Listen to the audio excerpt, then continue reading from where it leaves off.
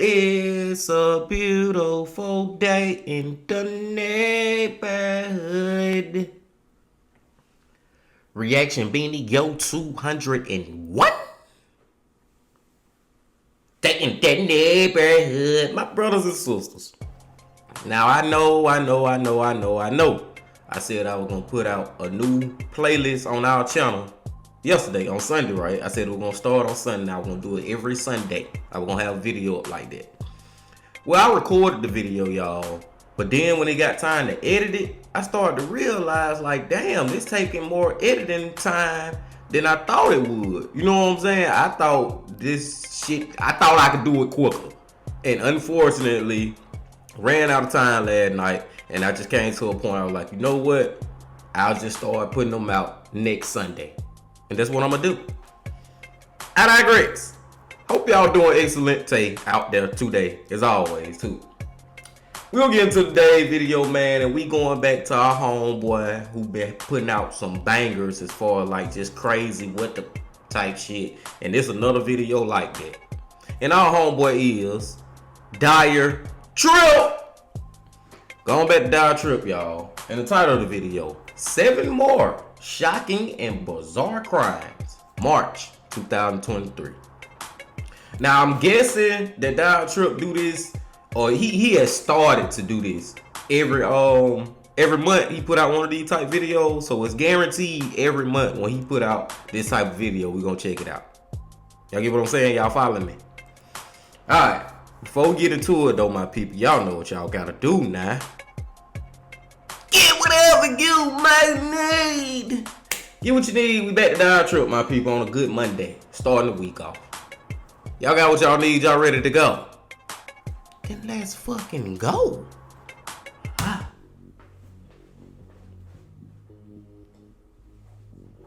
Hey everybody, you know what time it is. It's time for another compilation video of all the weird and dark cases I've come across recently that weren't long enough to be their own video. So let's just get right into it. Get whatever you may need. I want to give a shout out to the sponsor of today's video, Scentbird. I forget that he started off I like that though. He get his commercials out the way quick. Instead of like other channels will just in the middle of the damn video go to a commercial, he gonna get his out the way. Y'all fuck with Scentbird, man. And let's go. What they say? Greenwood woman was charged with animal cruelty after she shot her neighbor's dog that had gotten out of its fence. God damn, lady. Did the dog attack you or something?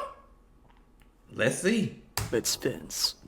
Now I'm sure that this case is going to infuriate a lot of you out there, and for good reason.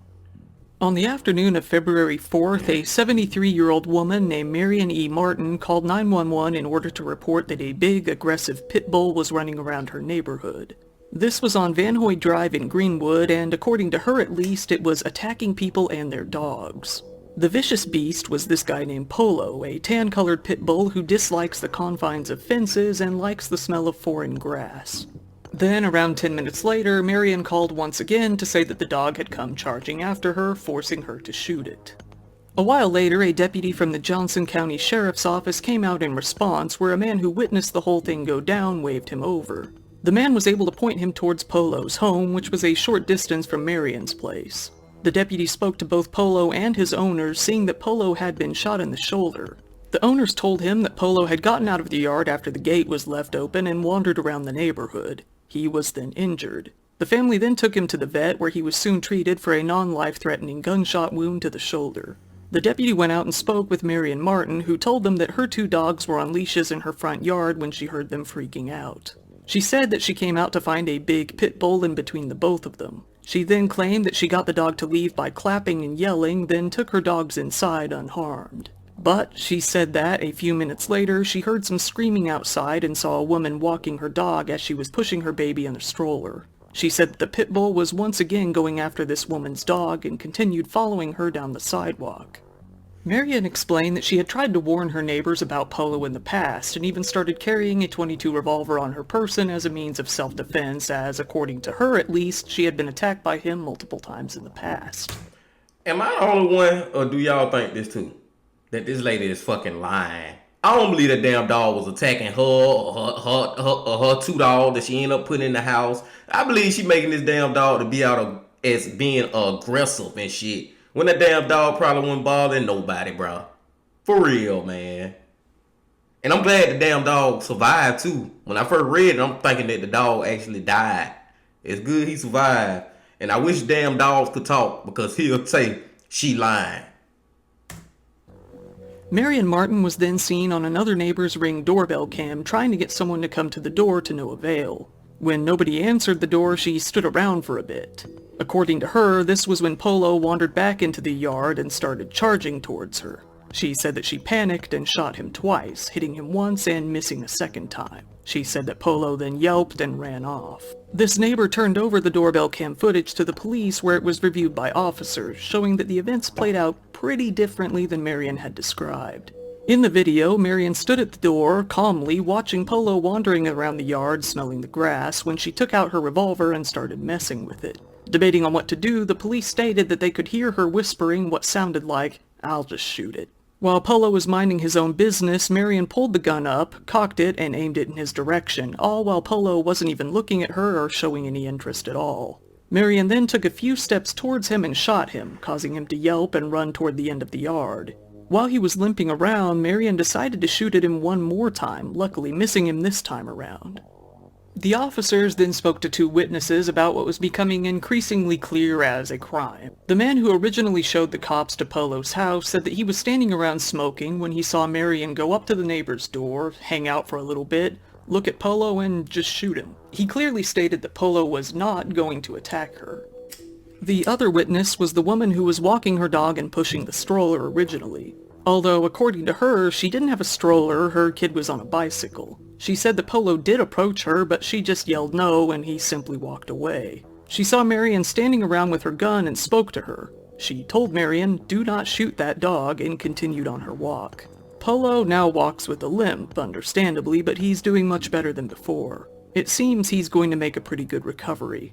Marion E. Martin is being charged with cruelty to an animal, which is only a Class A misdemeanor.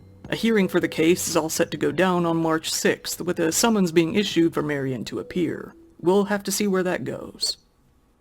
Bruh, some people don't need to have no guns for multiple reasons. Number one, because she using her gun for dumb shit. And number two, did y'all see how she was holding it? Like, lady, did you ever watch TV? You ever watch the movie? You ever play the video game? Like, come on, man. Look how she holding that gun, bro. But I told y'all she was fucking lying. I had that feeling, man. I'm like, man, the damn lady lying, man. The damn dog wasn't bothering nobody. Let's go. Here we've got family files tort claim after police shoot man in grandmother's driveway. What? Right now, a family is calling for the police to take some accountability after they shot a man who was sleeping in his car on New Year's Eve. Police showed up to the home of Vicky Driver, a local grandmother, who called in to report that a vehicle she didn't recognize had been parked in her driveway for quite some time now. She didn't see any sort of crime taking place, but felt that the situation was at least unusual. The man in the car was actually her grandson, a 24-year-old man named Anthony Macklin. With his car being in the shop, Anthony had rented a car and driven from Ohio out to Indianapolis to surprise his grandmother on New Year's Eve. But by the time he got into town and picked up some food, it was already about 3 in the morning. Instead of wake his grandma up, he decided to just park in the driveway and wait and surprise her the next morning. Notably, during the call for help, the grandmother did tell the police that she didn't know if the car was one of her kids, but it might be. Anthony was sleeping in the car in front of his grandma's house when the police showed up and tapped on his window. One officer, seeing that he had a gun, alerted another standing nearby. An officer ran the plate on the car, which was from Florida, and the grandma noted that she didn't have any family from there. The officer expressed an intention to swiftly open the door and take the gun from Anthony before he could react, but the doors were locked. About 3 minutes later, an officer then again knocked on the window and shouted, "Hands up." The officers were 3 men named Lucas Riley, a 4-year veteran, Alexander Gregory, a 3-year veteran, and Carl Chandler, a 5-year veteran. The police then opened fire on the car after shouting a few more times as Anthony woke up in a daze. Bro, do y'all see all them fucking bullet holes? This is so completely unnecessary. This is so damn unnecessary, man. Police, some of these police out here be acting so damn scary. Like you that scared where you feel like instead of just knocking on the damn window, he ain't waking up, just wake him up, tell him to get his hands up, and just go from there. But y'all decide, nah, we just gonna shoot him because we scared he gonna shoot us when he wake up. Come on, man. Just because you see a damn gun, you gonna kill me while I'm asleep? Understandably confused, only to send more than 30 bullets flying into the car by the time they stopped. Anthony was hit 3 times, leaving him with life-threatening injuries. He got out of the car, took a few steps, and collapsed to the ground, asking the officers, "Why did you shoot?" They then called a paramedic for him. After 17 days in the hospital and 6 surgeries, he survived.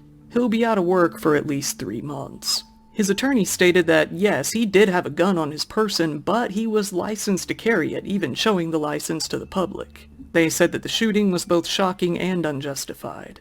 Anthony's family filed a tort claim notice to the mayor, Joe Hogsett, the police chief, Randall Taylor, and the officers who shot him. They cited the use of excessive force and the cause of emotional distress.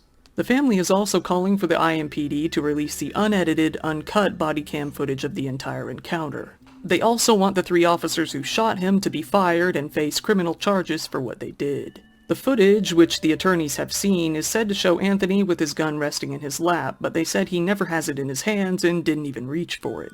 In their words, the officers had no justification whatsoever to use deadly force on Anthony.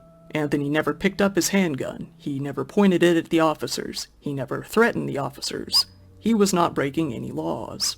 They said that the command the officers gave to put his hands in the air was followed by the flurry of gunfire at that very instant.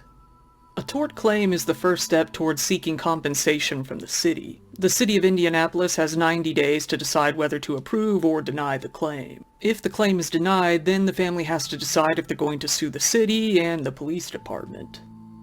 The claim doesn't outright list how much money they're trying to get, with the authorities saying that it's undecided at this point.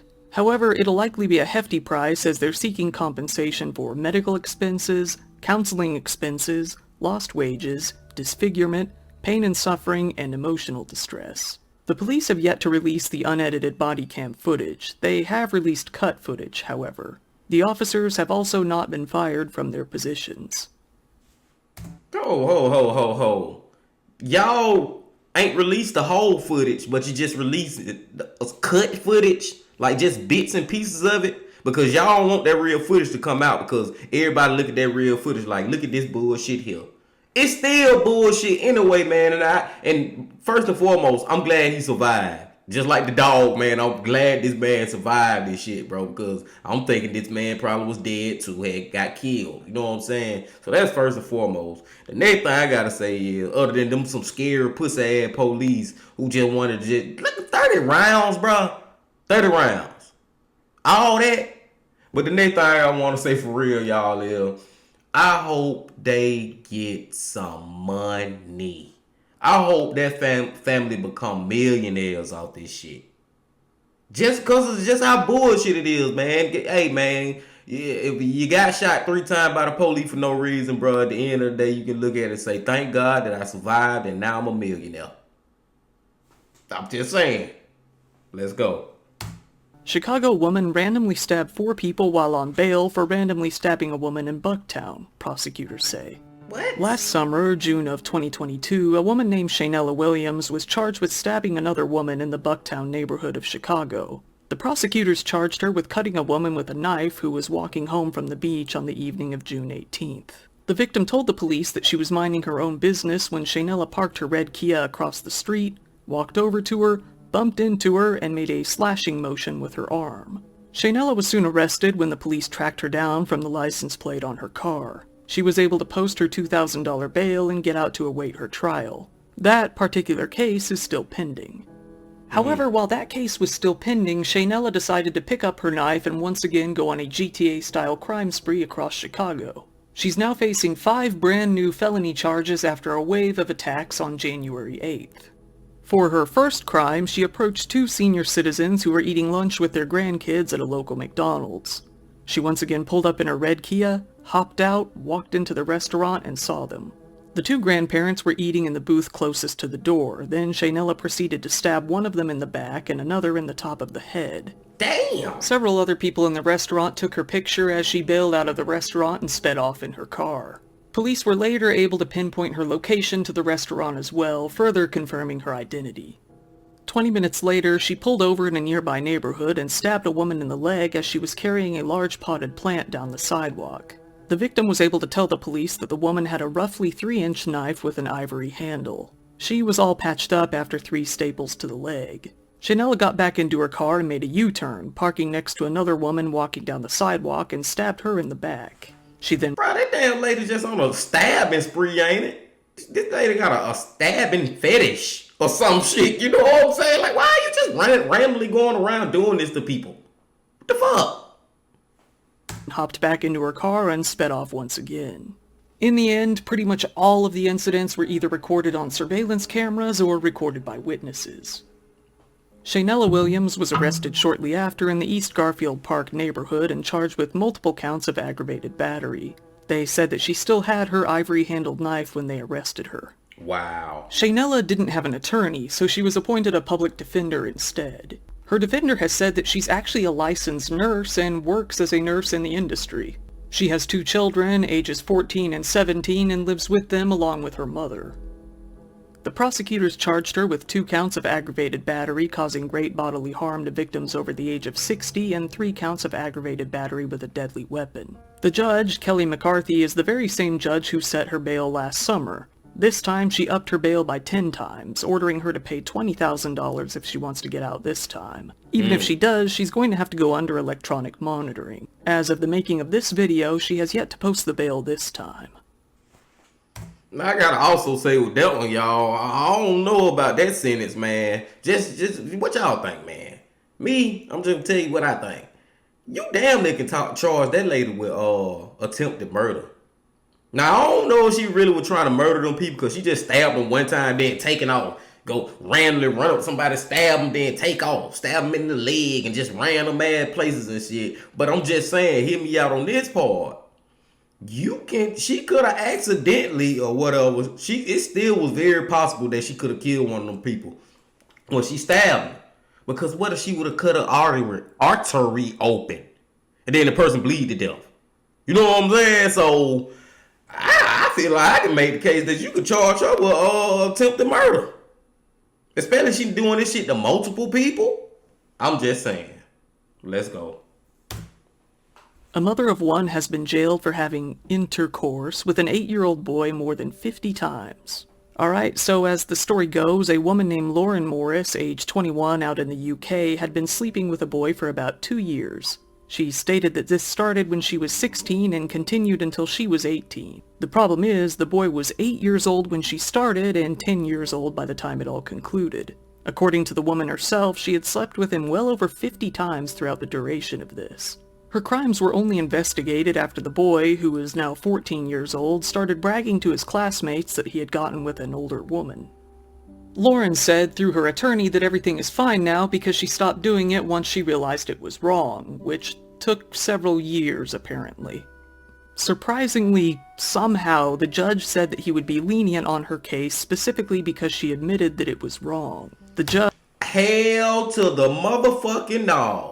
This is bullshit because I'm just gonna say this real quick. Let's flip the roles. Let's say this was a little 8-year-old girl and a 16-year-old boy. And then and for 2 years they having sex. Then the man be like, man, we ain't doing it no more. Sorry, we wrong. I know I was wrong. You think damn the police and government, the judicial system, whoever the judge gonna be lenient to him? So why you leaning into a woman? This shit is still rape, molestation. It's still all that nasty shit. Ain't no difference because she a woman. Judge Robert Jux, QC, said that he would also take into consideration the embarrassment that the conviction would cause her. In the Worcester Crown Court, he said, "I have come to the conclusion that due to the embarrassment caused, you will not be offending again." She was then seen with a big, shit-eating grin coming out of the court, sentenced to jail for only 2 years on 3 counts of sexual intercourse with a minor under the age of 16. Needless to say, she was also banned from contacting anyone under the age of 16 without express permission from their parents, and is now going to be on the sex offender registry for 10 years. With time served being a factor, she'll actually be out on the streets again in less than a year. Wow. Her defendant told the court that she was struggling to come to terms with the facts. He said, "Her immaturity at 21 means she cannot accept the facts yet. She accepts her conviction, but with time will accept more. Her parents have stepped in and are building bridges. I understand she has met with some of her family. This could be stifled by a custodial sentence, so I urge your honor to try and suspend it if possible." That was bullshit. Now, Cumberland daycare worker dosed children with melatonin. Just recently, a Cumberland daycare worker was arrested for, well, you guessed it, doping little kids up with melatonin. A woman named Tanya Voris was working for the New Life Church's Kids Life Childcare Ministry as their daycare director. I should note that they spell kids with a Z because this is one of those cool ministries. A probable cause affidavit that the news got their hands on recently said that Tanya had been loading 17 children up with melatonin gummies. 17? If you don't know, melatonin is a supplement that you can buy over the counter that's supposed to help induce sleep. It isn't regulated by the FDA, but it's usually considered to be safe in normal doses. A father named Paul Caudill started noticing that his 3-year-old daughter was acting a bit odd over Christmas. She would have random outbursts of emotion, and it would always be toward bedtime. She wouldn't eat. She would complain about headaches. He said that his wife was about to take her in for some possibly expensive medical testing when the pastor of the church, David Falk, pulled him aside to talk to him one morning when he came to pick up his daughter. Paul said, "He pulled me into his office and he explained to me that one of the employees had been giving my daughter melatonin. I was like, 'So you mean that someone has been drugging my daughter?' He said, 'Yeah, well, it's been brought to our attention that one of the associates has been administrating melatonin to a number of children for 60 days. Crazy. There was a lot of anger that came toward the end of it, but I was in church with a pastor. Police had already been notified by the pastor once he had figured out what was happening. The police came to say that Tanya Voris had given multiple children, age 1 to 4, doses of melatonin multiple times since December. And bro, these ain't they children, but they less like they babies. I'm just saying that way. Them they ain't 7, 8, 9, 10, which still fucked up. But 1 through 4 years old, you gave that shit to toddlers. You literally giving toddlers sleep medicine. The fuck? What the fuck wrong with you, lady? I can't wait to see how long she get locked up for this shit. It was 17 kids, y'all, over a 60-day period. I can't wait to see how long she get locked up. Not only that, she was encouraging other employees to do the same thing. The affidavit says, Voris dispensed the melatonin gummies to forcefully induce sleep in several children for her personal gain and not having to deal with fussy or problematic children who would not sleep during nap time. While it is undoubtable that this must have made her job a lot easier, the U.S. Department of Health and Human Services National Center for Complementary and Integrative Health says that melatonin, while normally safe, may not be for children, saying, "There aren't many studies on children and melatonin supplements, so there is a lot we don't know about the use of melatonin in children." Parents from the daycare spoke to the police, saying that they had been noticing a lot of troubling behavior with their children, changes in them that seemed alarming. They were sleeping pretty constantly, usually crashing immediately upon coming home, and being irritable if they were prevented from sleeping at any time. Tanya Voris pretty quickly admitted to giving the children melatonin once the police contacted her. But despite that, she pled not guilty to 17 felony charges of neglect of a dependent and a misdemeanor charge of reckless supervision by a child care provider. Really? The judge gave her a no-contact order with all children. Initially, she was sent to jail, but she was out pretty quickly on a $15,000 bond. That's it? So this lady ain't do no time for this shit? Or her case still ongoing? Maybe I missed that part. Because, bruh, she got it, bruh. This lady need to go to jail, man. Me personally, I don't know how long she need to be locked up for. But her ass need to be locked up. And $15,000 bond? Hell no, it should be $15,000 a child. Whatever 17 times 15, put 3 zeros on that bit, and that's how much she should have had to pay to get out. Let's go. And just after that one, we have preschool teacher accused of throwing chair at toddler. Wow. Hey, why stop at just one child worker case? I feel like at least one of these comes up every single time I make a compilation video, but hey, this time we've got 2 of them. For this one, a preschool teacher out in Tennessee is facing child molestation charges after prosecutors have said that she threw a metal chair at a 3-year-old girl and bonked her on the head. The Belford County Sheriff's Department says that the incident took place on December 28th at the Stay and Play Learning Preschool in the Bell Buckle area. The offending teacher was a 22-year-old woman named Cameron Faye Hunter who was arrested on a charge of aggravated child abuse. Cameron first told her boss that the little girl had simply fallen down and hit her head, but the surveillance cameras told a pretty different story. She was kicked out of the school immediately before the police even arrived, and she was arrested at her house later that day. The detective on the case said, "There were children in every area of the room. The victim was behind a table. The teacher just got up and lifted a chair over her head and threw it right at the little girl. The girl left the incident with a big bruise and a lump between her eyes. She was taken to the hospital for a check." After watching the video, the detective said, "I was speechless. I couldn't believe it and couldn't understand why, because it didn't seem like the kid was doing anything out of the ordinary that she shouldn't have been doing." The detectives never did get a motive from Cameron as to why she threw the chair. She just kinda did it, seemingly at random. The detective did clarify that there was no way in hell it was an accident either, so we're kinda left in the dark. The owner of the school, presumably Cameron's boss, made a statement about the incident, saying, "We have followed all state protocols. The teacher was immediately dismissed from the daycare center. We handed it over to the authorities immediately and they are handling the rest of the case." The preschool has since fully cooperated with the detectives on the investigation and even called the Department of Children's Services and reported the incident themselves. The preschool is still open and continued acting as normal. The school is in good standing and never had any violations previously. The detective defended the school, saying, "There was no way they could have known what was going to happen when they hired her. There are bad employees in every workplace." True. Cameron Hunter was fired immediately. She's now in jail looking at a $10,000 bail. The news media has contacted her to inquire about the case, but they never did get any response. Her ass need to do a couple years too. She right with the damn lady giving them kids sleep medicine. Like, bro, come on, man. They gotta do some time. And last here I've got Italian drug gang caught smuggling high-quality cocaine concealed in Parmesan cheese. Just recently, we had a weird case out in Italy where 10 people were arrested and over 100 kilograms of cocaine were seized, all hidden within cheese.